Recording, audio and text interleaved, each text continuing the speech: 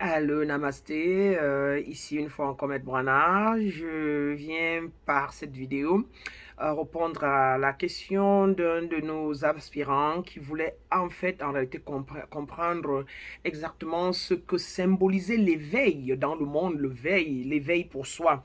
Et donc voilà, l'éveil en soi-même évoque traditionnellement une libération totale de l'ego, une libération totale de la souffrance.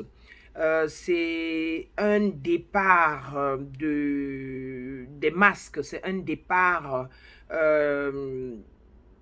des masques du monde, des croyances qui ne sont pas vraies, comme on dit souvent, qu'on a portées pendant longtemps, pour pouvoir retrouver sa nature divine, pour pouvoir retrouver sa véritable nature ou encore sa nature authentique. C'est-à-dire que c'est quitter les conditionnements du monde, les programmations et les conditionnements du monde pour revenir à sa source et donc ainsi amener sa basse nature à reconnecter avec sa haute nature et comme ça se libérer des peines du monde, la peur, le doute, l'inquiétude, le manque, le sentiment de manque, les frustrations, etc. Dans cette reconnexion dont on vit une certaine émancipation. C'est donc un chemin d'émancipation qui nous permet de revenir à notre nature authentique, comme je dis souvent. Ça nous permet de revenir à notre ultime soi et de retrouver une ouverture pleine en conscience, ou moi j'aime souvent dire les fréquences vibratoires pour que cela se comprenne mieux, ou encore qu'on sorte de l'état de cloisonnement, dans un état où on est plus fermé, on est plus bloqué, on n'a plus peur, plus ou moins on est libre, quoi. Donc on est dans un état, si vous voulez, le symbolisme de l'éveil spirituel nous amène à vivre à dépasser les croyances, nos croyances, à dépasser certaines limites et à laisser l'esprit s'exprimer à travers notre chair, à travers notre vrai nous. Et c'est un peu cela que symbolise l'éveil spirituel, beaucoup plus ce que moi je vis, ce que je vis jusqu'aujourd'hui par rapport à ce que je vivais quand je n'étais pas éveillé. Voilà.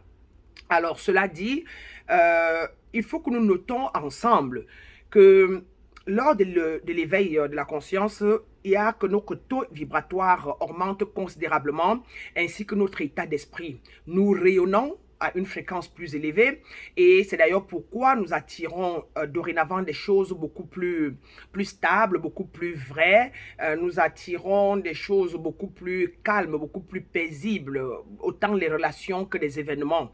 Dans cet état, tout simplement, nous vivons une harmonie, nous vivons une authenticité, euh, nous vivons une vie plus ou moins zen et plate, tant avec nos amis, notre famille, que le monde lui-même.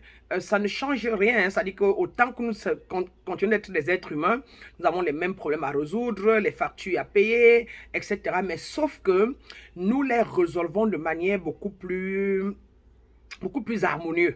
C'est-à-dire que, et puis nous ne réagissons plus à la vie, mais nous agissons, nous ne sursautons plus, et nous avons des challenges, mais pas des problèmes. Nous n'avons plus des problèmes, nous avons des challenges à résoudre par rapport à notre contraste être humain.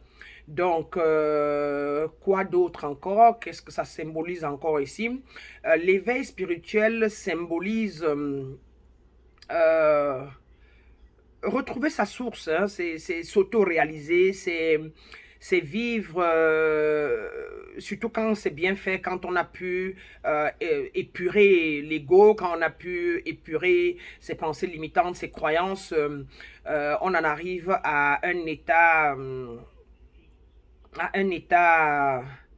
harmonieux, je crois que c'est le mot, un état équilibré, un état de fréquence équilibré, hein, un état de fréquence vibratoire plat, zen, et on appréhende les choses très vite, on a une clairvoyance très active, on a aussi une clairsentience, ça veut dire qu'on sent les gens facilement.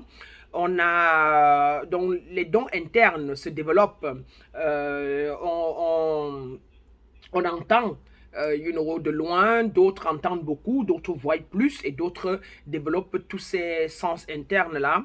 Et donc, on peut prévoir des choses, on peut voir des choses arriver avant qu'elles n'arrivent et on comprend les autres. Voilà, voilà une autre, c'est que on voit pourquoi les autres sont comme ils sont, font comme ils font, avant même qu'ils n'aient réagi. Et donc, du coup, on est tolérant, on est exagérément tolérant. Quoi d'autre? Quoi d'autre qui symbolise l'éveil? Oui, on appréhende les choses vite, on lit les autres, voilà, on comprend tout ce que les autres posent comme acte. On a une vérité universelle là-dessus. Quoi d'autre? On n'a pas de problème de manque. En fait, c'est ces 5 mots-là qui vous quittent, la culpabilité, le manque, le doute, l'inquiétude, la peur. Ce sont ces émotions-là vous quittent. Et puis vous vivez une vie vraiment sans course. Voilà, on ne court plus. On est pour le monde, on est très lent dans la prise de décision et dans les actes au quotidien. Et voilà, aussi, on n'est pas attaché du tout, on vit presque détaché de tout. On vit dans le monde, mais sans être attaché au matériel du monde. On en acquiert simplement pour aider la majorité, pour aider les autres. On en acquiert pour pouvoir utiliser pour ce dont on a besoin, mais pas pour accumuler. Et bizarrement, pour une raison ou pour une autre, on en acquiert tellement. Ça dit que, parce qu'on est dans un état zen, la loi d'attraction pour l'homme éveillé est assez facile. On manifeste facilement ce qu'on veut. Et puis on aide les autres à manifester. Voilà, aussi, on transmute les gens parce qu'on a un taux vibratoire très élevé. On peut donc comme ça transmuter les autres ou les amener les autres à transcender leur moi inférieur. Quoi d'autre encore dans l'éveil? Oui, pour l'éveiller, il n'y a pas de temps. Il n'y a pas de temps, il n'y a pas d'espace. Tout est, tout est dans l'instant présent. Pour l'éveiller, il n'y a pas de passé, parce que déjà pour arriver à la pleine conscience, à l'état d'autoréalisation, il s'agit ici de pouvoir nettoyer sa carte mémoire du passé, et il s'agit de sortir de soi tout ce qui est encombrant, redevenir comme un petit enfant pour arriver là. Et donc, du coup, l'être éveillé ne vit pas dans le passé, il ne vit pas dans le futur non plus, parce qu'il sait que c'est l'instant présent qui crée le futur, et que quand le futur va arriver, le futur deviendra le présent, et que le passé est déjà passé, il n'existe pas, beaucoup plus seulement en carte mémoire, et elle fait souffrir. Et voilà pourquoi l'être éveillé illuminé ne juge pas, l'être éveillé ne juge pas, l'être éveillé ne condamne pas, l'être éveillé plus ou moins, l'être éveillé ne joue pas les secouristes. Nous pouvons tendre la main, nous pouvons soutenir les autres, supporter les autres, nous pouvons encourager les autres à s'éveiller, à avancer, à sortir de leur peine, de leur douleur, mais nous ne forçons rien ni personne et nous laissons les gens aller à leur pas, voilà. Quoi d'autre? Qu'est-ce que l'éveil symbolise d'autre que j'ai oublié? Bref, c'est un peu ça l'essentiel. Un être éveillé est un être qui est plus ou moins libre des souffrances mondaines, libre des souffrances de l'ignorance, libre des souffrances du conditionnement ou de la programmation mondaine ou humaine. Un être éveillé dans son sens propre vit une vie authentique, vit une vie sans masque. Et comme ça, voilà, crée sa réalité surtout, et puis aide les autres à créer leur réalité. Un être éveillé est là, vit en permanence dans les hautes sphères, dans les fréquences vibratoires très hautes, et comme ça aide les autres à ascender, les autres à s'élever, et tout dépend. Il y a des personnes qui peuvent être éveillées, mais avoir choisi de servir les fréquences basses, les fréquences du bas astral, mais qui n'ont plutôt pas ascendé en énergie, mais ont plutôt décroître, décru, je ne sais pas si on le dit, mais bon, dans that went low, voyez-vous.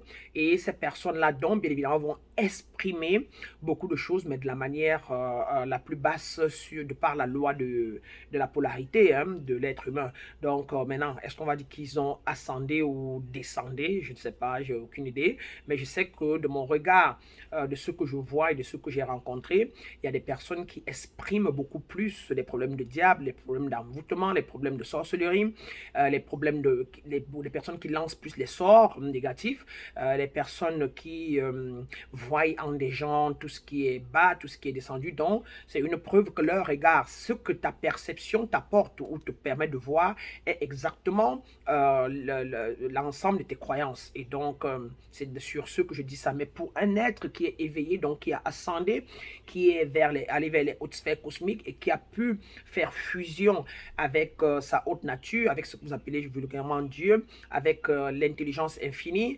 est un être d'amour, un être d'amour inconditionnel, un être qui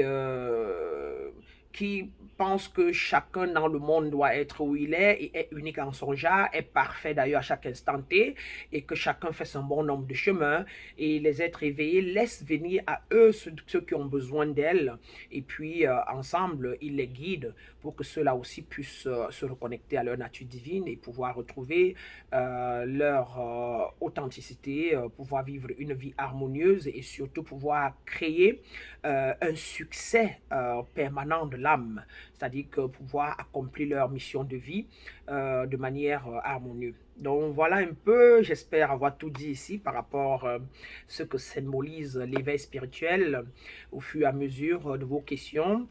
J'en ferai d'autres, donc je vous prie de non seulement vous abonner pour que, comme ça, chaque fois que je lâche les vidéos, vous êtes au courant, mais aussi de partager parce que quelqu'un d'autre qui vit ça peut ne pas savoir et ça peut l'amener à se découvrir ce que j'aurais souhaité moi quand je m'éveillais que quelqu'un fasse à mon égard. Donc partagez, prenez la cloche et puis abonnez-vous si vous jugez nécessaire ou bien vous pensez que vous êtes dans l'éveil, vous avez besoin des informations. Et puis posez vos questions, faites vos commentaires, comment vous sentez-vous? Est-ce que ce que j'ai dit là sont des symptômes que vous vivez? Est-ce que vous vous retrouvez dans ce que j'ai dit? Et sinon, est-ce que vous voulez arriver là? Est-ce que vous êtes sur le chemin et vous êtes bloqué? Faites-nous savoir ce qui vous bloque, ce qui vous empêche d'y arriver, ou bien les symptômes que vous avez et les questions que vous vous posez. Et de temps en temps, mon équipe et moi ou mon assistant pourra relire et m'en faire part pour que je puisse comme ça faire certaines vidéos qui pourront continuer de vous illuminer ou de vous édifier sur la quête de l'éveil spirituel. Donc je vais vous laisser et je vous retrouve dans une prochaine vidéo. Merci bien.